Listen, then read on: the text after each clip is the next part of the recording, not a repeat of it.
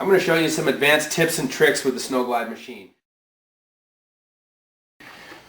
First off, let's assume you have a really bad section of edge that normally with a file you would file quite a bit and do many overlapping strokes. You can do the same thing with the Snowglide very easily.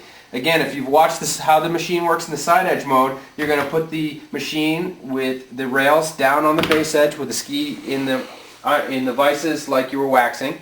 You're going to push that lower tray against, and again remember this lever here with the U-shape in it is your engage and disengage of the diamond. As you engage by letting go, the spring pulls the machine and the speed of the motor pulls the machine into the edge, and by pulling backwards disengages. So that's the movement that you're going to use when you're doing a rough section in the middle. I'm going to show you an example. So I'm disengaged. I can engage, disengage, move back.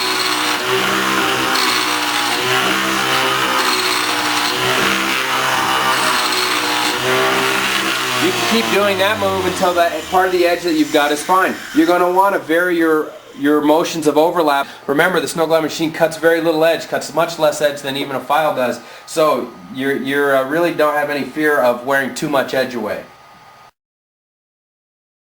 A couple other tricky parts are always the tips and tails. Because of the curvature, the machine will either move in or out a little bit. It's very easy to get comfortable. It's going to take you a little while to get comfortable with this, several pairs of skis, but you'll get comfortable with it before no time. But you can do also, you know that this is always a trouble spot for case hardening with brand new skis. This edge gets really hard and it's always really hard to pull with a file, and it's one of the most... Okay, so I'm going to show you how to do a couple overlapping strokes on the tip. Again, you're going to want to make sure the machine doesn't fall off too much. You can also hold the machine up a little bit to hold that angle a little bit better.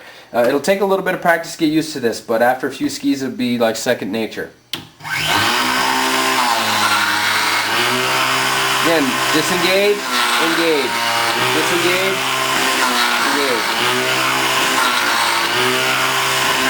Then you can run the length of the ski.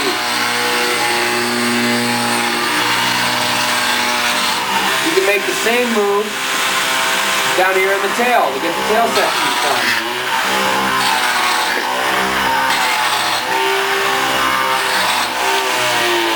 Those tips and tails are always the hardest parts, and just by doing a few overlapping strokes you can get those just as sharp as the rest of your edge. And then obviously you want to make one pass blending everything together and then using your ceramic stones to dull the tips and tails to the point that you want. Another interesting tip that's really helpful is on your final pass, say on race day in particular, we found that a little lubrication on the edge just allows the edge to cut even finer, so you're going to have an even smoother edge. What we found is the most easy thing to use. You can use edge oils that any of the wax companies sell, or a WD-40 no mess pen. This is a brand new pen that they sell in any of the hardware stores. It's very easy. As you can see, it just looks like a highlighter and it has a felt tip on it. Just a couple dabs of that, get some WD-40 flowing, and then just simply run this along your edge the full length, and then take your machine again in the side edge mode, rails down on the base. Again, I have the machine disengaged, fire up, let the machine come up to power.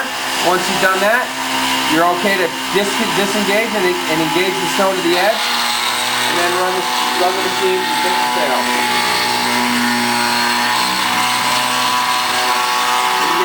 Disengage, shut the machine off.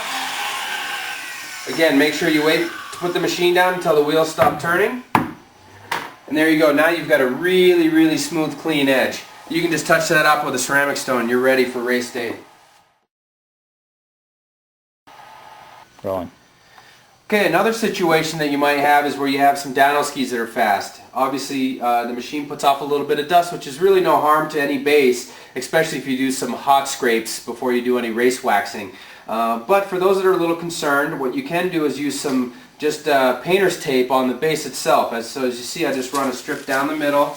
This will allow the machine to run a little bit smoother, as well as keep the base protected from any kind of debris or whatnot. So once you got that tape laid down, you want to make sure there's no ripples in there or whatever, because this machine is extremely precise to 1/10 of a degree. So if there are any ripples, you're going to affect the edge angle at that point.